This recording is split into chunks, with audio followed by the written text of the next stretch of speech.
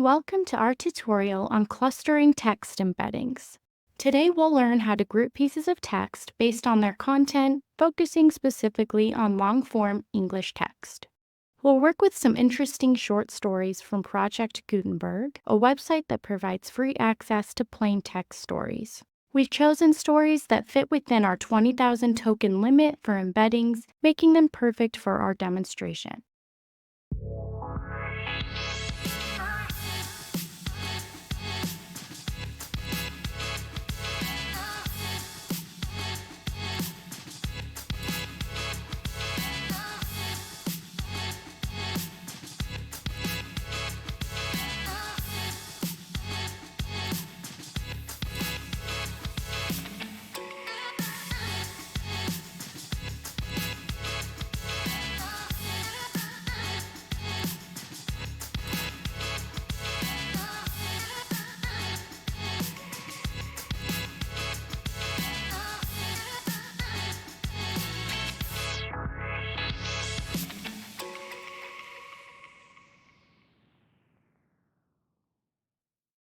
After gathering our sample stories, we'll use Google Cloud Tools to analyze them.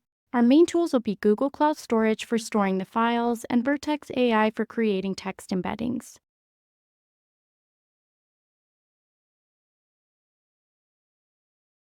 We'll do all our analysis using Python in a Jupyter notebook environment, specifically using the Vertex AI Workbench service. Don't worry if you prefer different tools, you can use your own Jupyter environment and different embeddings.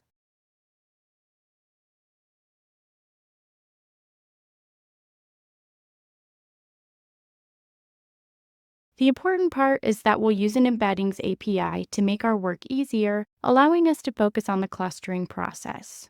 When setting up our environment in the Google Cloud Console, we should note that while we're creating resources manually for this tutorial, in a production environment, you might want to use Terraform to set up your resources. Terraform can be especially helpful for managing storage in Vertex AI systems, though we won't need many services for this demonstration.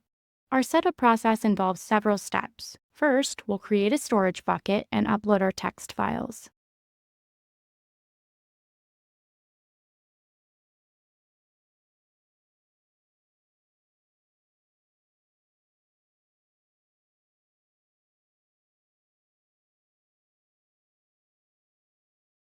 Then we'll set up our Jupyter Notebook environment in Vertex AI Workbench.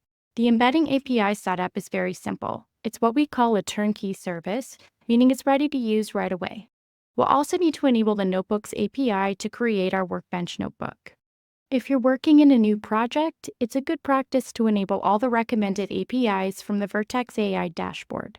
In the Workbench, we'll use a feature called Instances to create our Jupyter notebook. The setup is straightforward, with options to adjust the size, disk space, and CPU based on your needs. One important tip, remember to either turn off or delete your notebook when you're finished to avoid unnecessary charges. The cost is about 20 cents per hour in the US Central Region, which is reasonable for our demonstration. Once we have our Jupyter Lab Workbench instance running, we can begin our analysis. The notebooks allow us to work smoothly with Google Cloud Storage, making it easy to access our files.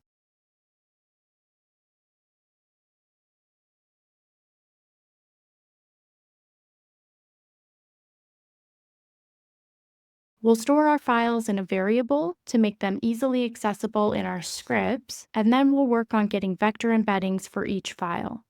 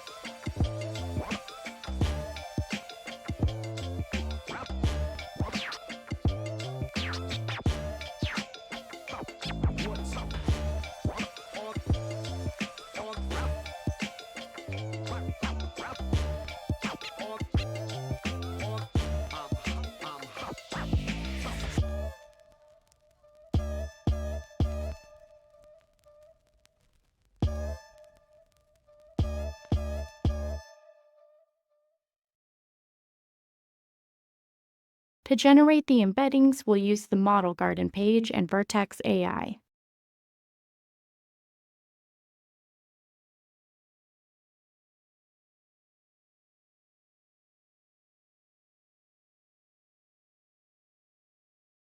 There, we'll find the Embeddings Model section and use the provided Python code.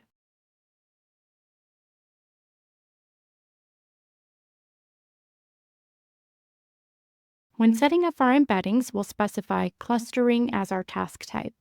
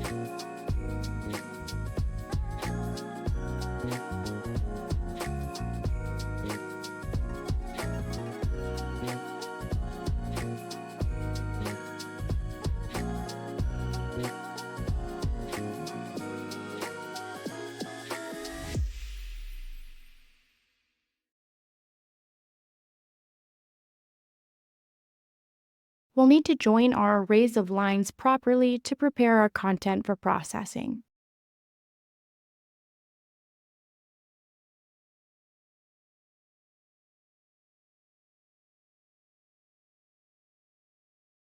Now comes the exciting part, the actual clustering. We'll use a technique called k-means clustering to identify which books are most similar to each other. For this analysis, we'll use two important Python libraries, NumPy and Scikit-learn.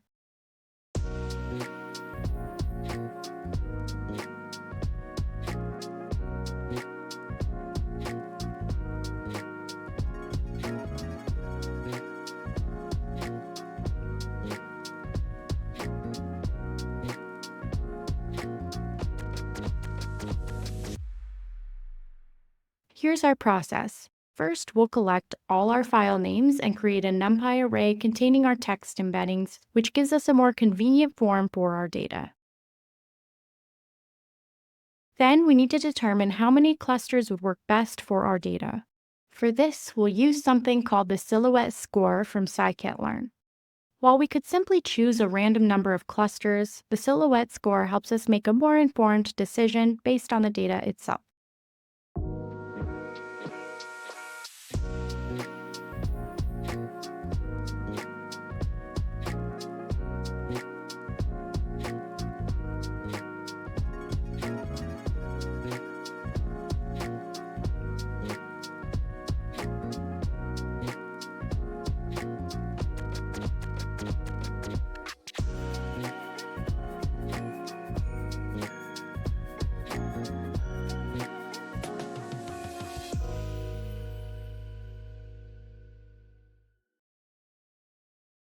After calculating the silhouette scores, we'll create a visualization using Matplotlib to see how different numbers of clusters compare.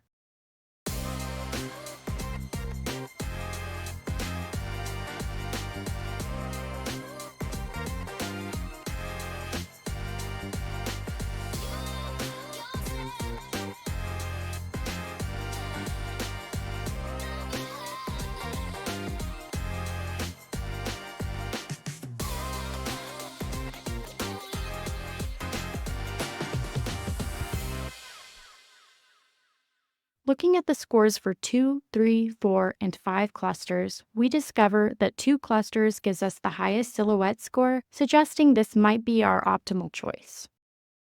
It's worth noting that clustering is not just a pure science. There's an art to it as well. Different clustering methods can help us answer different questions about our texts. For instance, we might need to think carefully about what it really means for two texts to be similar. For our current analysis, though, we'll proceed with 2 clusters using k-means clustering, and we'll organize our results in a pandas data frame.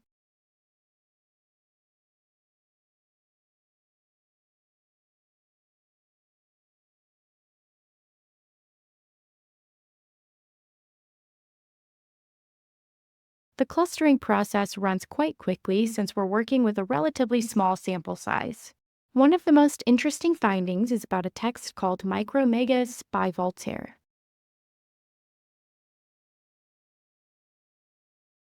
This work stands out from the others in our clustering analysis, and there's a fascinating reason why. Unlike the other texts, which are traditional short stories, Micromegas is actually a philosophical thought experiment. It's an early piece of science fiction that features cosmic travel and beings from other planets while exploring deep philosophical themes. One of the advantages of using k-means clustering is its flexibility. We can adjust the number of clusters to see how the groupings change. When we modify the number of clusters, we see some interesting patterns emerge. Micromegas tends to stand on its own, while we also start to see distinct groupings among the other short stories.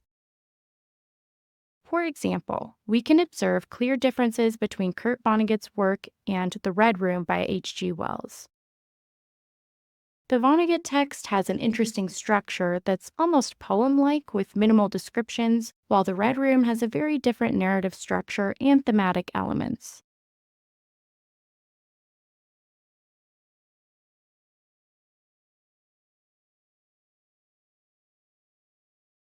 To help understand these relationships better, we can create a visualization of our clusters. In this visualization, we reduce the dimensions down to 2 so we can plot the text in a way that's easy to understand.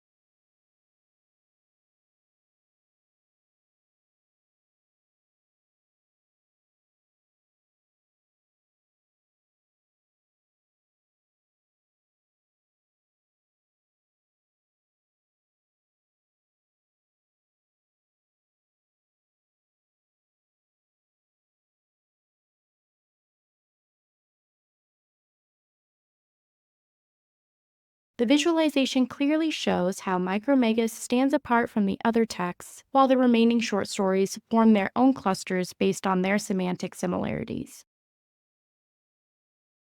If you'd like to support the channel, consider starting a free trial of our new design tool, which is linked in the description, and let us know what you think. We'll include the notebook and diagram file in the description as well. If you have any questions, please post them in the comment section, and we'll do our best to respond. Thank you very much for watching to the end, and please enjoy responsibly.